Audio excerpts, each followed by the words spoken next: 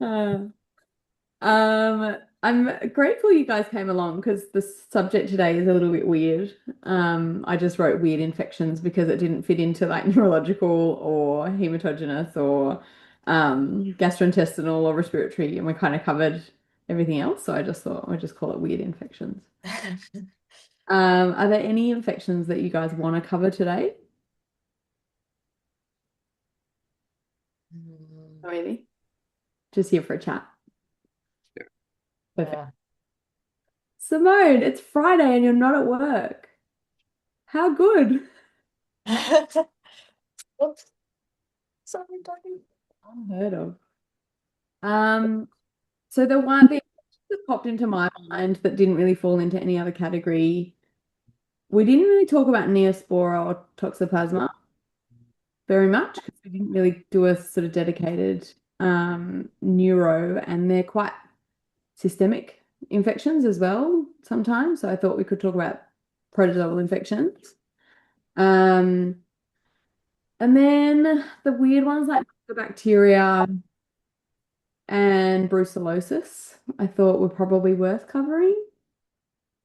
Not relevant to absolutely everyone, but there's just a few things kind of emerging that probably warrants putting them on our radar rather than saying, oh, that's not really a problem in Australia.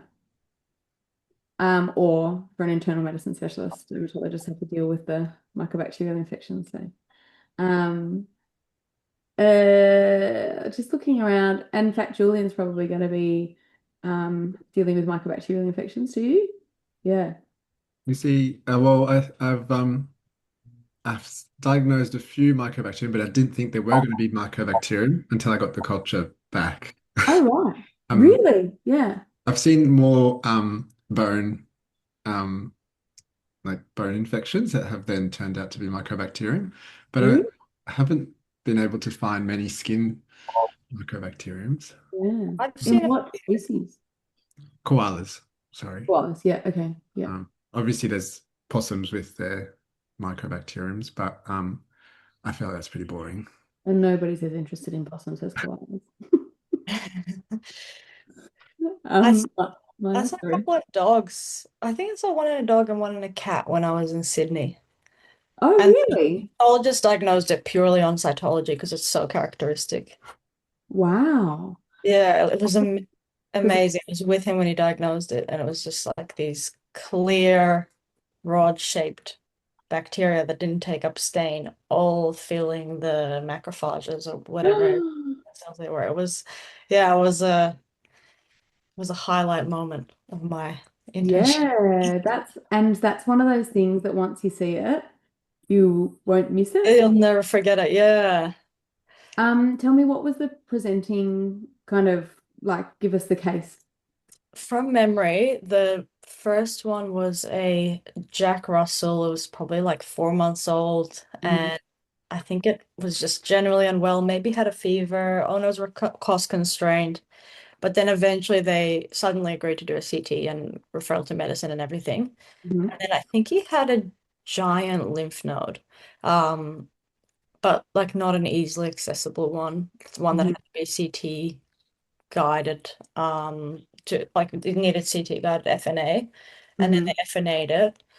And I think he also had really big submandibular lymph nodes and everything as well. It was really unwell puppy. And then, yeah, on the FNA of the lymph node, it was just full of mycobacteria. Mhm. And unfortunately, we couldn't cure the puppy. It went down. Okay. Yeah. The other one, I can't be 100% sure, but I feel like it was an intestinal mass in a cat. But I'm Oh. not a Ooh. 1,000% sure on that one because I wasn't really involved in that case. I just kind of heard it through the grapevine. Mm. I can't say I put mycobacterial infection in my differential list when I see an intestinal mass on ultrasound. Yeah. Good. Yeah, it's very well, I'm not 100% sure it was that, but I think it was. Yeah. It could easily be for sure because they just get nodules wherever it lands. Yeah, yeah, it's so Mm. crazy. Yeah. I think I've seen some soil mycobacteria Mhm. lesions, like granulomas that I've removed from the skin that went for histopath, but I have no memory of Yeah, it's lost in the dim dark past, unfortunately. Mm. Oh, So they most of the time it is soil that we see as the cause of infection that we see in Australia. Mm. Mm, So there's a lot of information. So when you're reading about mycobacteria, there's a lot of information that's not relevant to Australia because we are Mycobacteria bovis, Mycobacteria tuberculosis free. And I believe we don't have much bovis either, but I'm just going to double check that. Um, I picked up a cow once that had it in Australia. in parks. Yeah. Yeah, right. Okay. I remember learning about it. Um, I wonder if we do have it. The so bovis. bovis, we're officially bovis free since 97. Oh, oh. In theory, But it could make a comeback, but um, so yeah, tuberculosis and bovis not as important for us. So they're the tuberculosis forming mycobacterium. So they're the ones that form the kind of granulomas. But then the ones that we see much more commonly in Australia are the non-tuberculous mycobacteria. There's a few different kind of important ones, but they come from all different places. So the M. avium complex. So MAC, we used to kind of get taught about. Um, Usually waterborne and coastal tropical areas. So typically up north and where it's warm and from access to water. So not actually that common in cats. Um, the M. fortuitum group. That's the most common in cats, and they're the ones that kind of typically affect skin where there's been like a penetrating injury from a cat's claw with some dirt under the nail or something like that. And they get a little skin infection that can progress to a systemic infection. And the other one that we see in Australia are the smegmatis ones. So the two fortuitum and smegmatis are what they call rapidly growing mycobacteria. But let's start. So, what are the limitations of diagnosing a mycobacterial infection? Slow growing. Slow growing, yeah. So when I say rapidly growing, what sort of time frames are we talking about? Is it like weeks rather than months? Yeah, Being able to exactly. grow it at all, I think those Yeah, fastidious ones, you often just don't grow them at all. yeah, exactly. Yeah. So mycobacteria are really specific about the environment that they want to live in. And as Maya said, they're intracellular, they're inside the macrophages. So to culture them outside a cell is really difficult. Typically, the rapidly growing mycobacterium still takes 7 days to grow, or they grow within 7 days. So the typical duration of a culture in a lab and the typical environment for a culture in a lab, culture is going to be really insensitive for detecting these. Most of our cultures are reported out within 48 hours, or even 24 in some cases. And they just do like an update if it grows within the next day. So if you're concerned about a mycobacterial infection or another slow growing bacteria or a bacteria specifically that requires specific conditions to grow, make sure you're submitting a sample that tells the lab that and that can be grown in that way, if that makes sense. So what would be a better way to diagnose these rapidly growing mycobacteria? Cytology. Yeah, great. Yeah, and tell the lab you're interested in mycobacterial infection. Mm. So particularly if it's kind of like one of those infections that just kind of is been rumbling, they're not really, really, really sick, but they're quite, got one big lymph node. You get your like spidey senses just go, this is a weird infection. Say concern for mycobacteria. So cytology, we're going to see usually intracellular organisms that, as Maya said, don't take up stain or don't take up routine stains. We see the negative stain when there's heaps of organisms. It's really easy to miss in a macrophage that's activated and really frothy. They call it a foamy cytoplasm. Not frothy, foamy cytoplasm. Thinking about coffee. Uh, so it can be really hard to see if there's only one or two organisms in there or not a huge number. What's the specific stain that will help us highlight the cell walls of these? The acid fast. Yes, Zeolnison? zeolite. Excellent. I don't really know how to pronounce that, but we'll go with what you said. I don't know either. I just Yeah. thinking it. So if the pathologist doesn't know that you're looking for a mycobacteria, they won't necessarily always put that stain on. Mm. There's an interesting kind of emerging mycobacterial infection in Australia, called Mycobacterium ulcerans or a Buruli ulcer. Probably also.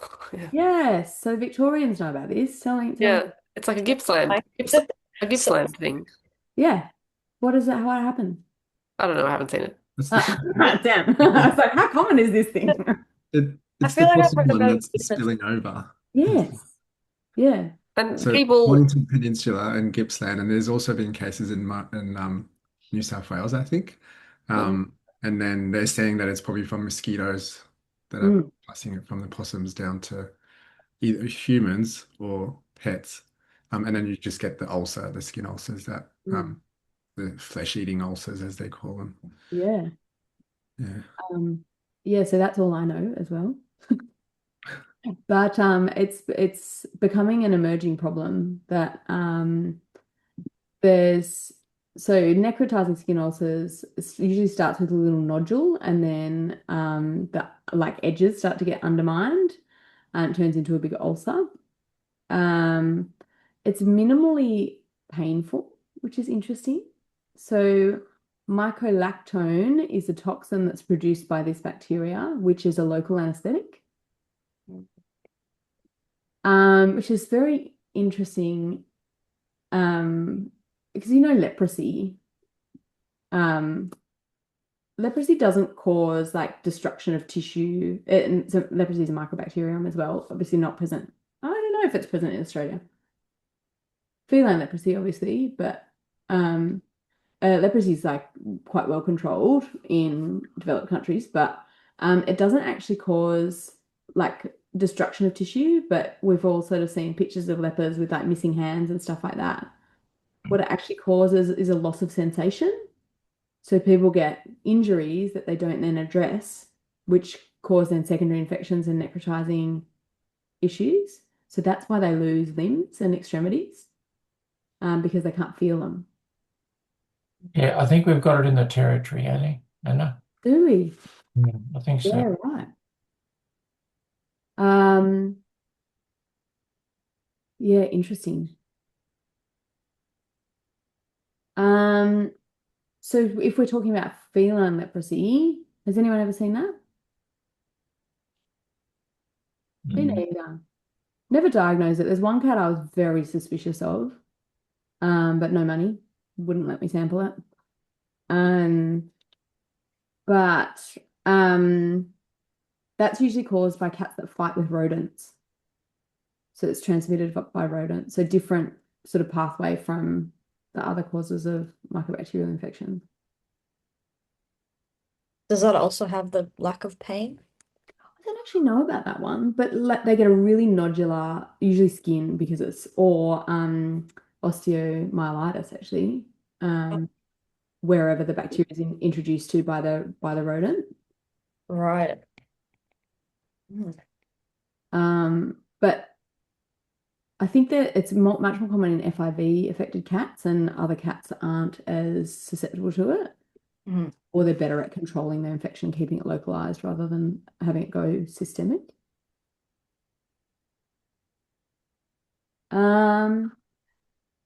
So we've got histopathology is probably the best way to diagnose it, but cytology, if we're lucky, if we get enough organisms in there. How are we going to treat it? I think it's streptomycin, isn't it? Oh, there's and actually which one, doesn't it? Like they all have their own good. little Yeah. guidelines, but often you're combining multiple antibiotics. I had a cat and it's on rifampicin, Mhm. azithromycin, and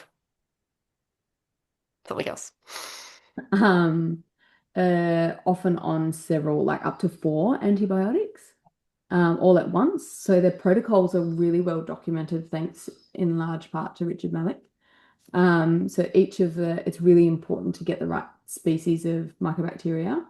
So that's where it would be really nice once you've kind of grown it in the lab to be able to do a PCR and get that kind of understand what you're dealing with. And then, yes, antibiotics for 6 to 8 months. And surgical debridement in a lot of cases is important just to decrease the organism load and ensure that they're not getting infected, secondary infections and stuff like that.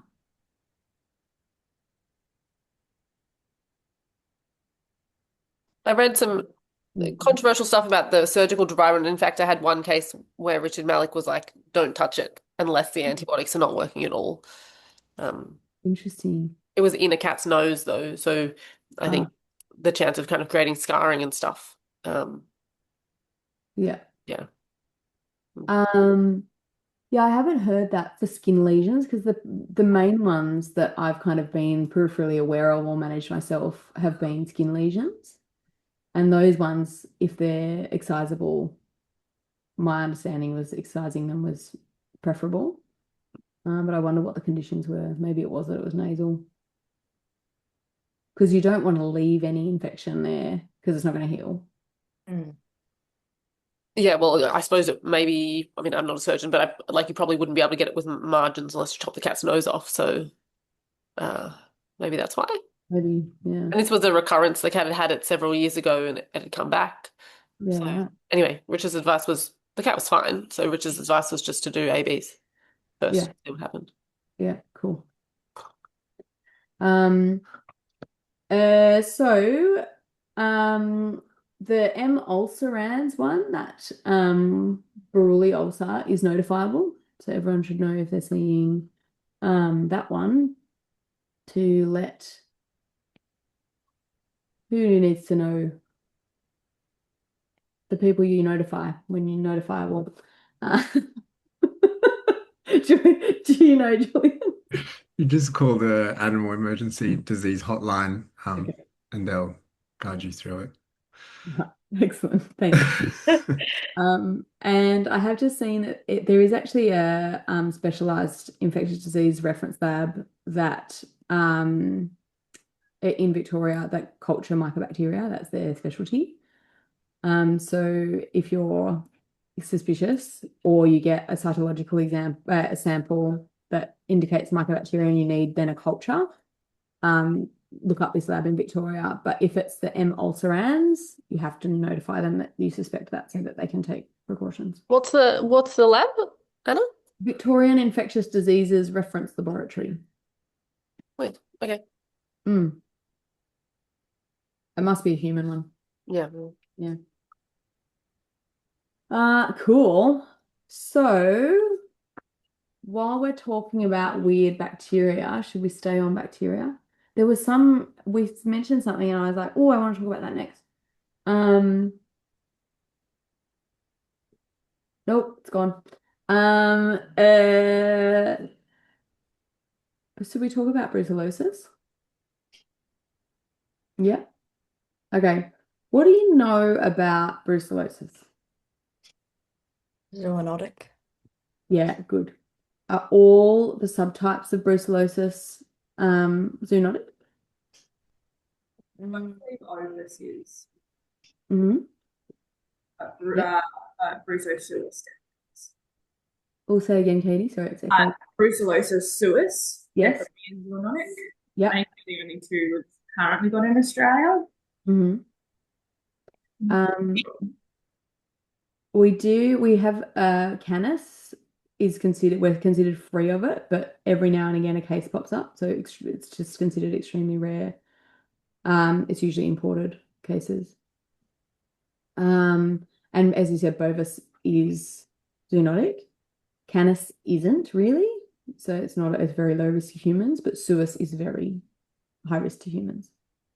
And unfortunately, it's what we're seeing most with increasing numbers in the last 10 years or so.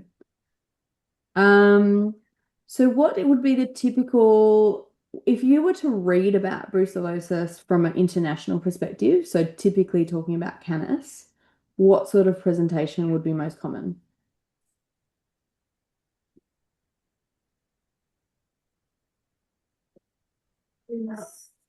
Tennis, like lethargy, like very vague clinical signs. Mm-hmm. Yeah. Are there tissues that it tends to like to hang out in? Testicles. Yeah. Yeah, exactly. So what's the usual mode of transmission? Venereal. Yeah, exactly. Yeah. And how do animals get it then? Oh, sorry, how do dogs get it then?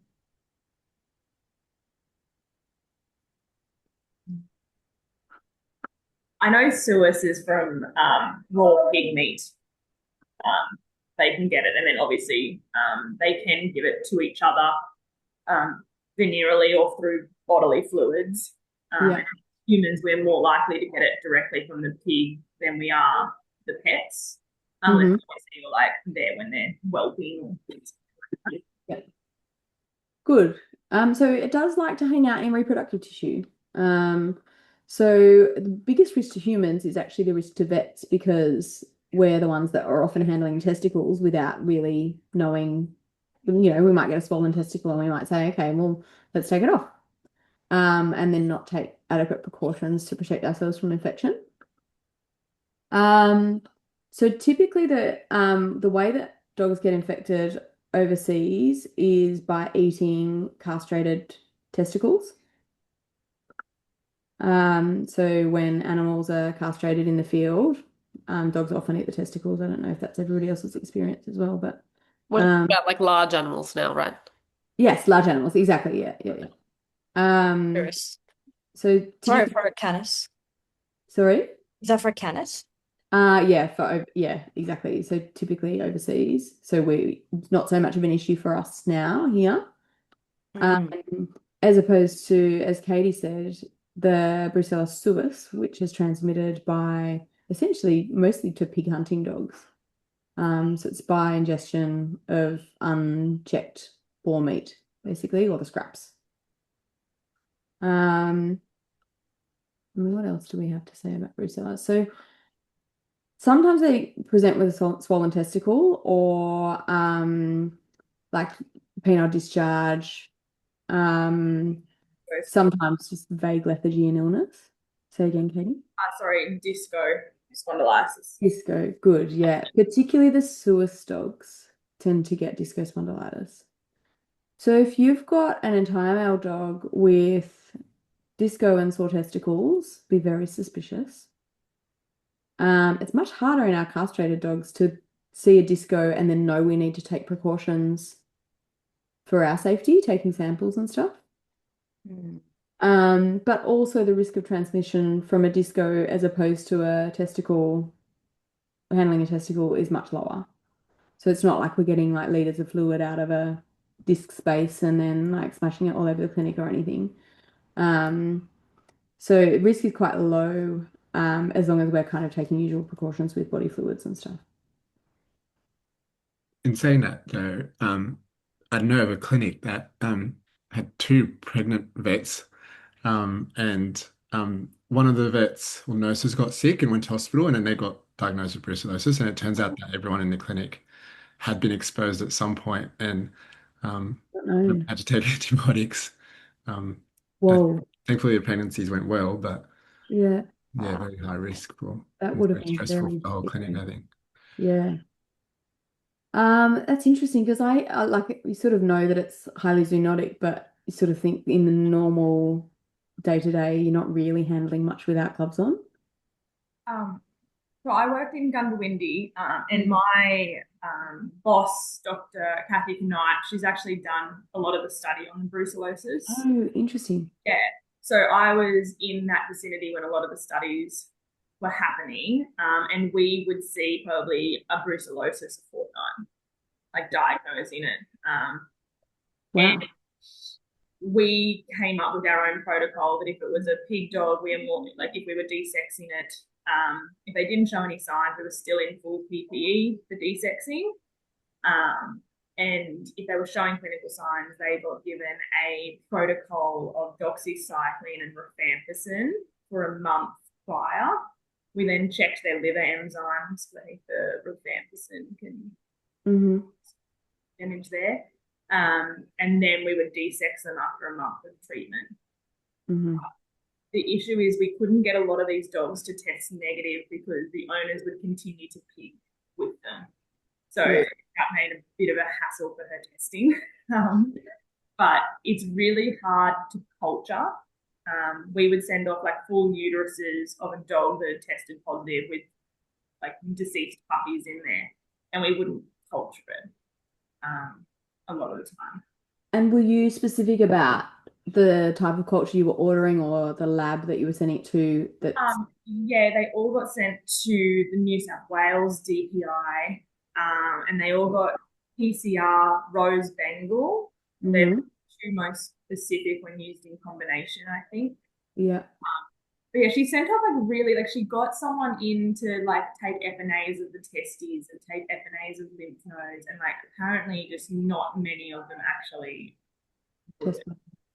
Yeah. I don't really know the reason behind it. I think the theory is because it can lay so latent and we don't get signs. I think their theory is they've just got a really good way of hiding from the immune system. And I think that, but it was a really interesting disease and we saw a lot of it, but before they started doing it, we also had a vet get it. Yeah, right. Because we also were emergency, so we did a lot of cesareans and things like that. I think were probably the highest risk period. So when you say full PPE, what precautions are you taking? So gowns, gloves, just not eye covering or anything. Like how are you taking? We probably should do eye covering. I can't remember if we fully did. And I'd always, if it was a pig dog with like stitching up or anything, I'd always try and convince everyone to wear gloves, masks. But obviously we were also like a mixed practice in doing 24/7, so we probably weren't as effective as we needed to be. But. Are these owners just full of brucellosis as well? Well, and that's the other thing. We had to like get really good at talking to owners and being like, you need to go see your doctor. Yeah. How's your testes? I was like, and just so you know, like in humans, it can cause reproductive issues and like might cause like swollen testes or pain. So, you know, make sure you check with your doctor. Yeah. Like, please don't answer me. Like, if you have swollen testes, I know, and they will, won't they? You just can't even go there. Here's an information sheet for you to read at home. But I think she's actually published her study and like there's published protocols now on how to treat them. Everyone used to call her up and be like, they've got kids at home, we need to euthanize the dog. And she's like, please don't do that. You don't need to do that. So interestingly, the like reproductive symptoms aren't the most common presentation in suis. So they typically get either disco polyarthritis and musculoskeletal kind of symptoms. Did you ever see any dogs that were kind of really clearly infected or affected? Oh yeah, I saw a dog walking like it had been run over and it had swollen testes, and I was like, yeah, okay. I know. Okay. It was just walking like hunched over, really painful. But basically any dog in Gundy, if it was a pig dog or we know it had been fed raw pig meat and it had a sore back, we immediately were like, we need to test you. And because she was doing the study, it was like $50 to send the test. Yeah, cool. And I think it's still that cheap if you do go through the DPI. Yeah. And again, with any of the zoonotic diseases, it's really important to flag that that's one of the things you're suspicious of, just to keep everyone at the lab safe as well. We actually had one in Sydney. It was a dog that had been like rescued and the origin was unknown, but it had a very astute GP vet, had a dog with a sore back, and presented for castration as like part of the rehoming kind of process. And he was like, oh, no, it's got a really, like, it's walking funny, it's got a really sore back. I'm not going to castrate it in case it's got brucellosis. And I was like, we're in Sydney. Like, that wouldn't, I don't think there's very many vets that would have flagged that. And it was positive, tested positive. So good on him. Wow. Mm. I've recommended him to so many people and they come back going, he does so many tests. I'm like, I love him. Um, yeah, so that's um kind of the main things I think the Australian perspective on brucellosis. Does anybody have any other questions about that? No? Okay. The other things on my list were the protozoal ones. Oh, I kind of want to talk about actinomyces and nocardia as just weird infections that we tend to get, but I don't know very much about it. So if someone could run this section, that would be great. I once saw systemic nocardiosis and an actinomyces in the same dog that was on cyclosporin. Oh, really? Yeah, it was brutal. How did that present? So the actinomyces, the whole arm, like the skin all along the arm just sloughed off and was all swollen. It was terrible. Yeah. But then that kind of resolved with antibiotics, I think. But then the nocardiosis was the really bad one. The dog was really lethargic, and it had these constantly erupting lesions all over its body that just kept on popping up. Like every time one would go away, two more Mm. would come back. The dog just looked like it was on death's door. And then Mm. we biopsied it, and then it took a while for the biopsy to come back. But then, yeah, then we found out it was nocardia. Mm. But it responded well to treatment. We just had to take it Oh, off that's good. cyclosporin, and now I'm a bit traumatized with cyclosporin. Did the actinomyces one go well? It was the same dog. So the Oh, actinomyces oh was God. before the nocardiosis. Right. Um, and yeah, I think they just debrided it and Mm. treated it, and that was okay. Mm-hmm. Yeah. And it didn't go systemically like the nocardia did. Yeah. The nocardia was awful. Mm. Um, so I've seen the reason why I wanted to talk about was someone to teach me about it is because I had this cat with IMHA who's so immunosuppressed, but like we've tried to wean this cat off immunosuppressants so many times and you can't. Like it just relapses immediately and goes from like 40 to 5 in a day, PCV wise. Like it just tanks. Gosh. It's so dramatic. Anyway, it developed a actinomyces infection. Didn't respond to didn't respond consistently or completely to antibiotics. And ultimately, we just couldn't get on top of its IMHA by balancing the antibacterials and the immunosuppressants. As soon as like the infection's probably triggering the IMHA, so you're Mm, putting back the immunosuppressants to get on top of the infection, but you've got this like transition period where the IMHA just then tanks. So mm. yeah. So that one died. Of course, it was a staff pet. But yeah, they're really interesting organisms in the way that they kind of behave, the way that they cause infection, and the way that they look under a microscope. Does anyone know what's distinctive about Nocardia and Actinomyces? They're very long filamentous or something like that. Yes. Yeah, exactly. They look very fungal. Mm, Look like kind of aspergillosis in the way that they kind of divide end on, so they're kind of stacked on top of each other. mm.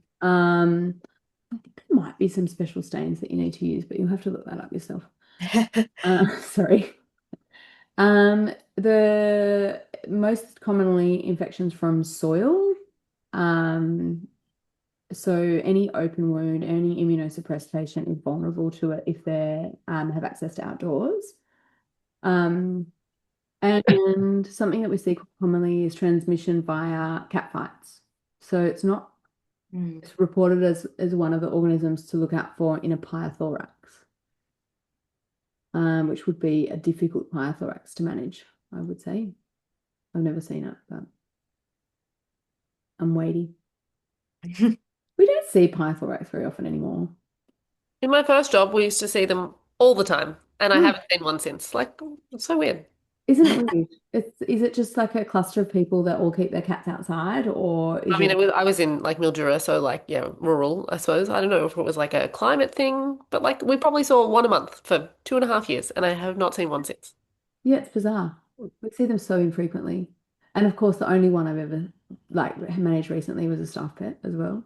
That's like literally outdoors on the lead and developed a pyrothorax somehow.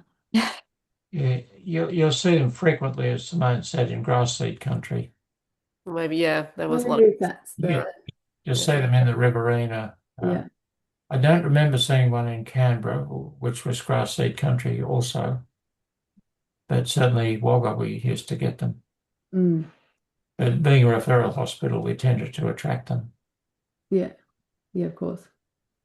I did an ultrasound workshop in Tamworth, and whilst we're doing this workshop, this like parade of the most interesting cases I've ever seen just would walk through and they just go, let's put the ultrasound probe on this one as part of the workshop. Let's put the ultrasound probe on this one as part of the workshop. And we had like a pyrothorax, almost certainly grass seed related, but they had like a pyrothorax, they had a heme abdomen, they had abscess, like retropharyngeal abscess while I was there. I was like, this is the best day. So interesting, but it just does show that so much of your experience depends on where you work, isn't it? Mm. Um, cool. Okay, well, I have not much to add on those two infections, so we'll If move you on. want a fun fact, there's a novel actinomyces that's been identified in koalas in the last few years, and it causes pneumonia. Oh. They suspect that it's like part of the oral microbiome that then colonizes the lung, or it could be gut and then coming back up. And it causes, yeah, pneumonia. And then we also see bone abnormalities, where they have a very distinct radiographic sign with like, I think it's like palisading lesions. But anyway, In so like there's a hypertrophic osteodystrophy we see when yeah, we see intrathoracic pathology sometimes in cats, similar to sounds that. very similar. Yeah. Yeah, that's interesting. Oh, cool. Anyway, in Uh, South Australia only for some reason, by the way. Not seeing it oh. anywhere else. And is it organism specific? Like It this? seems to be like, yeah, this particular novel Yeah, actinomyces, but cool. Very cool. I'll specialize in koalas next in Tamworth. they've got all the interesting pathologies that you would love, all the cases. Yeah, it's actually really cool medicine. And it's coming a long way, isn't it? Like there's so much research now. Great. So much more to do for you. So many ultrasounds you could be doing. I know, exactly. A shame there's not many in Sydney. Um, okay, let's talk about protozoa. Um, who's seen neosporosis? Never. I not think, no. You think you've had one, Katie? yeah, like I had a weird neurologic, like 6-month-old puppy that Mhm. I put on Clinder because I was like, I don't know what else. Like they had no money. Yeah. And then like 2 weeks later, he's like, yeah, my dog's fine. And I was like, okay. Good. Excellent. Interesting. So can anyone tell me what they might see if they saw a puppy with a Neospora infection? Yeah, we in Adelaide we had a breeder who used to get all the dog food from the beef farmer next door, feed them just raw beef, and there was a whole litter that were affected, and with contracture, I suppose it was, of tetanus and so forth, and they were crippled, and basically we had to euthanize the whole litter. Mm. Um, So that's a really good example of transplacental infection. So a whole litter will be infected when the mum was infected during pregnancy. And the presenting signs are very different from an acquired infection. So we see typically that it's ascends through the nerves in the hind legs and it causes contracture of the legs. And these puppies are really distinctive. Sometimes clinical signs are present at birth, sometimes evident within a few weeks of birth, so very young. And they just can't use their back legs. They get just completely extended and rigid, just really distinctive. And as it ascends the nerves, it then creates central signs if it's allowed to progress. But there's not much you can do if once they've got signs like that, there's very little you can do to reverse the changes.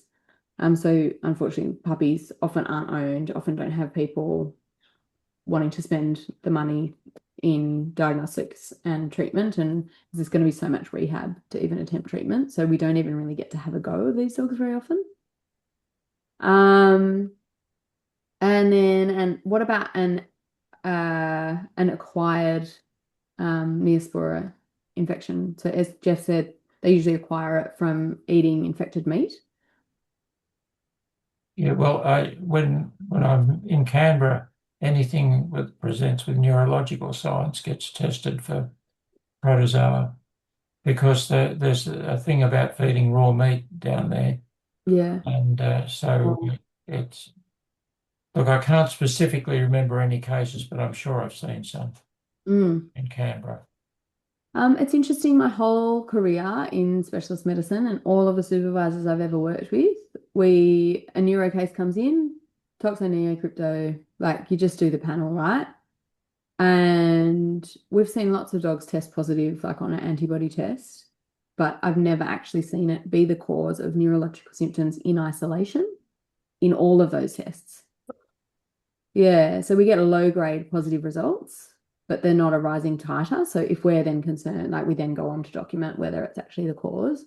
So not actually a rising titer of antibodies. So I would be interested to talk to a panel of neurologists and say, how often should we really be testing for Neospora if the only clinical signs are neurological and there's no systemic illness associated with that? I would think the old story of more will be missed because you didn't look than through not knowing what's in the book would apply there. I agree, but in the real world, people just don't have unlimited finance. And if you have to choose one test, is that test worth doing? So it's definitely when people just say, yep, I'm insured, I want to rule everything out and get to the bottom of it, then absolutely worth doing. But I'm a bit down on the value of an Neospora titer in a seizuring dog, for example. It wouldn't be my go-to. Like, unless they have, like, if they got a history of eating raw, then I'll do it. But otherwise, if they fall into, you've probably got epilepsy category or you've probably got a brain tumor category, I don't push it because, like, as you say, what are the chances? And I think geographically too, if you're somewhere like Canberra where it's the done thing to feed raw meat, as you said, history of more likely to test for it than Sydney, where they're probably more likely to bet on dogs. Everywhere, Jeff. Everyone's jumping on that bandwagon, and I don't know why. Very trendy. And I'm trying to tell people, like, you don't have the right calcium levels, you don't, like, feed your dog the kibble, like, please. Yeah. It is interesting though, because like the studies, there's negatives for sure for raw feeding, but 90% of owners say that their dogs are better on a raw food diet than on kibble. So that's on a variety of different like better, like stool consistency, energy levels, coat, like a whole different kind of panel. But 90% is very compelling. Like there's something there. Well, we're trying not to eat ultra processed food. I mean, don't get me wrong. This dog absolutely eats kibble, but like, I don't know. Some bias though on who's going to go into a study for that. Yeah, I'd love to see a blinded version of that study. Yeah, like I'd love to see a blind version of like everyday people that, like, you know what I mean, like a mixture. And that they don't know what the dog's being fed. Yeah, Because that would be interesting. I wonder how you would run that. It'd be really hard. Yeah. I mean, I think that's a very niche. Someone else feeds the dog. Yeah. You have to feed them in a box. Yeah, that's a really good point. I interrogated this like quite a lot because I'm really interested in it, and I work with clinics that are like very kind of hell-bent on not necessarily raw feeding, but whole food feeding. And then raw is obviously a very kind of like controversial area of whole feeding. And so I would like to be evidence-based, and there's some really good studies to show the benefits or the risks of kibble.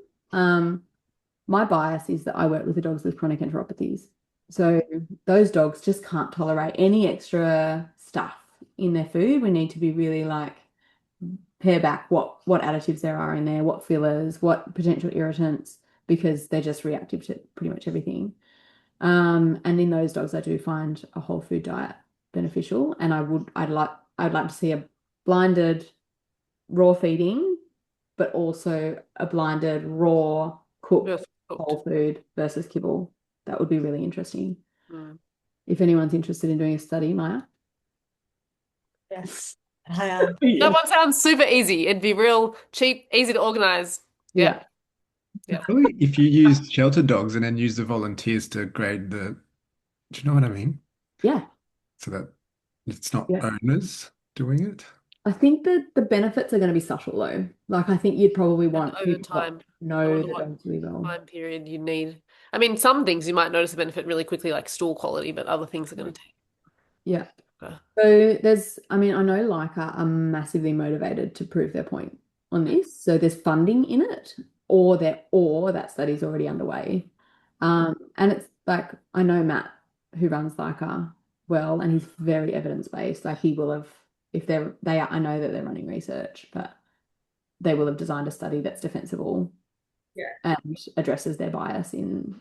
My clients that want raw, I just say you need to get like a vet nutritionalist recipe, basically. Like a lot of them are just giving them like, I get raw chicken every day. And it's like, I don't know if that is nutritional. So if someone wants to do it, I'm like, you just need to go down the right pathways. But it's a lot of effort, right? Like it's like I don't have time for that. No one has time for that. No, some people do.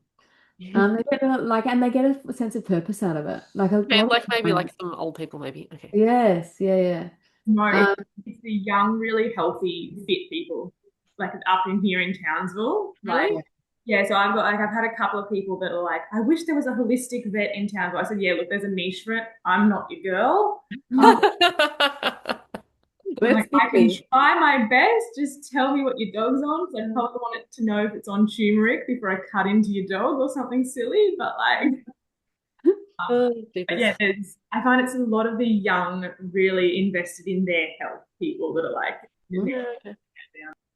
You know about the vet nutrition group website, Katie?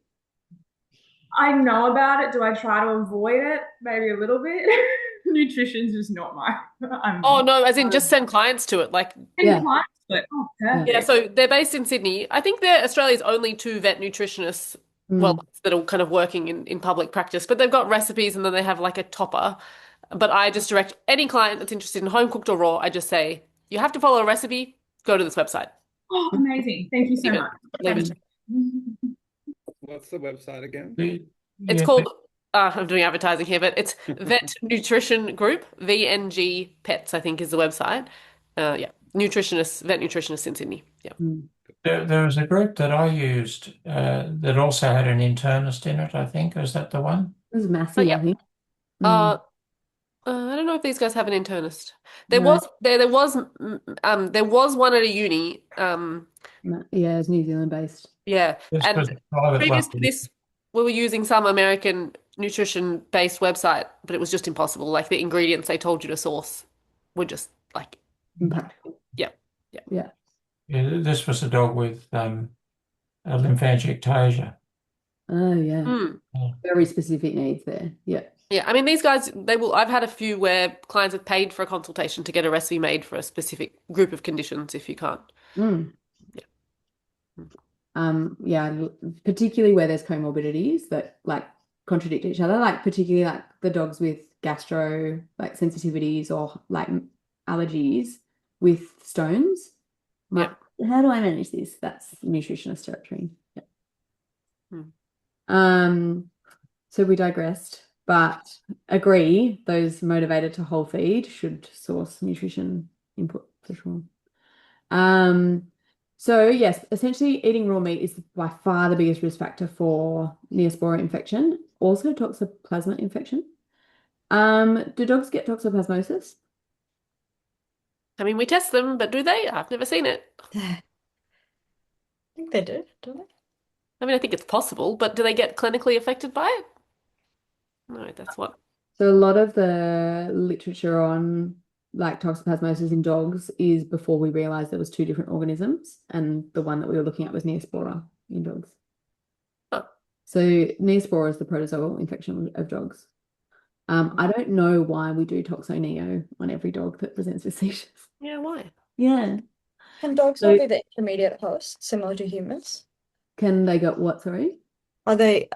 My understanding was that they weren't the definitive host, but they could be an intermediate host, just like a human can. I think so, but they were very Okay, it just doesn't really happen. dog unwell with it. Yeah. Yeah, okay. Yeah, like they can, because Mm. occasionally you get a titer in a dog for toxo, or I have occasionally. Mm. I'm never a believer. Like, I don't think it's, Yeah. yeah. Mhm. Oh, so I'd need to consult Richard Malik for sure, but I remember a conversation with him where he's like, no, Neospora is the protozoa of dogs. Hmm. Any data that says otherwise is I think I saw somewhere that Neospora was more likely from beef and toxo from sheep meat. I don't actually know about sheep versus beef. I know toxo is in beef for sure. Yeah. What else have we got? Right, when you're doing the titers, obviously the most specific is like your spinal fluid. Mhm. Like Or neurological infection, actually. are either of these okay for like serum, or is it just not worth even? That's such a good question. So let's go back to how they present. So if you've got a dog with seizures and that's what it's come in for, you're not going to get a positive on a serum. So the only symptoms that we have are intracranial. So it's localizing in the brain with no evidence of systemic infection, no pyrexia, no other like symptoms. Yeah. And therefore your CSF probably much more likely to give you a yield for a PCR we're talking about. Yeah. Yeah. The serum we test antibodies on. And what's the limitation of antibody testing in an acute onset disease? You don't know if it's actually the cause or if they were exposed years ago. Or... Perfect. Yeah. And sometimes you get a negative if it's too early, if they haven't seroconverted yet. Okay. So if they come in status and you need that, like to do the test, then it might be pre-seroconversion. So the antibody test is flawed in this situation. So PCR is much better to detect acute infection for sure. So in that situation, I'd recommend doing a CSF if it was safe and we didn't think there was a high risk of increased intracranial pressure. But the times where I think it's really important to do a PCR on serum is when there's systemic signs. Has anyone ever seen a systemic neosporosis or toxoplasmosis? I think I probably have, but I don't remember well enough. Yeah. So the two systemic neosporosis cases I've seen were dogs on immunosuppressant. So one had rat lungworm and one had IMTP. So both were on pred, high doses of pred. The rat lungworm dog, they were trying to get it eating and they fed him raw meat. And he just went down within kind of 2 days of eating the raw meat. He had rupturing skin lesions. So like they'd sort of pustulate and then just open up and turn into ulcers. His ALT, which had previously on the prednisolone been just upper end of normal, went up to like 5,000 when he presented. So had a hepatitis as well, presumably. Had pneumonitis. So a very kind of pulmonary parenchymal localizing obstruction to ventilation. And on x-rays a really kind of diffuse interstitial pattern. And central signs of dullness, essentially, but not seizures. And And I called the lab and I said, I need you to run a PCR because it was only registered for use in CSF at that time. I need you to run a PCR on serum. And he was like, well, it's not like we can't verify the results. I was like, well, if you detect genetic material for Neospora in the blood, then that's like what else would cause that? And he's like, yeah, okay, valid. So that one tested positive on a PCR on blood. And since then, they've registered it for use in whatever you submit, basically, but you need to know what the limitations are. So if you do a PCR on serum and you've only got intracranial signs, it's not going to come back positive, even if it is neo in the brain. But if you've got systemic signs, you're quite likely to get a positive.